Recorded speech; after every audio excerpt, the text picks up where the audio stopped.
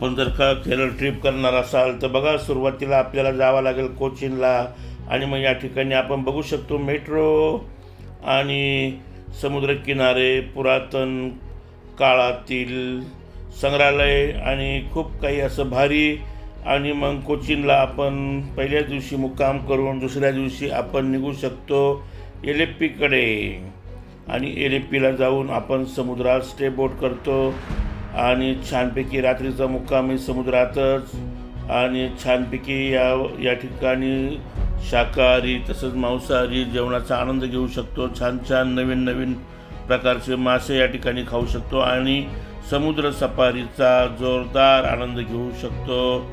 आणि मग तिसऱ्या दिवशी निघतो आपण पद्मनाभम मंदिर त्रिवेंद्रम, आणि त्रिवेंद्रमला जाताना मध्येच आपल्याला जटायू पक्षी आणि रावणाचं युद्ध झालं त्या ठिकाणचा देखील पॉईंट आपणास बघण्यास रस्त्यात मिळतो. आणि मग आपण पोहोचतो पद्मनाभमला, आणि या ठिकाणी गेल्यावर छानपैकी मस्त मस्त दर्शन आपण घेऊ शकतो. आणि दुसऱ्या दिवशी सकाळी आपण जाऊ शकतो वळकाळा ब्रिज, आणि वळकाळा ब्रिज या ठिकाणी शंकराचं मंदिर आहे, खूपच छान आहे. मस्तपैकी समुद्रकिनारा आहे, नितळगार पाणी आहे आणि उंच उंच लाटा, आणि या लाटांमध्ये आपण भिजू शकतो.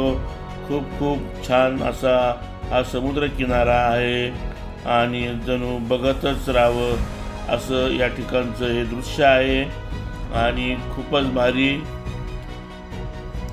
अतिशय छान असा हा पॉईंट आहे. तर आपण वरकाळा ब्रिजवरून परत कोलवण ब्रिजला देखील आपण ताबडतोब पुढे जाऊ शकतो. जवळच आहे ते, 20 मिनिटाच्या अंतरावर.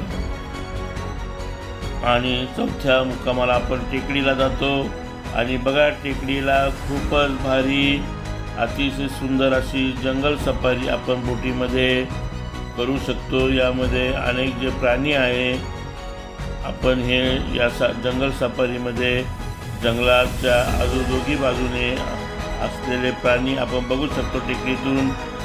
आणि खूप छान असं हे उंच ठिकाणचं थंड हवेचं हिल स्टेशन आहे.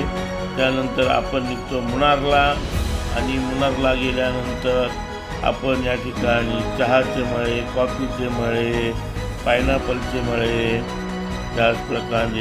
त्याचप्रकारे विलायची वगैरे याची शेती बघू शकतो. आणि सुंदर असं नागमोडी रस्ते आणि निसर्गाचा आनंद घेऊ शकतो.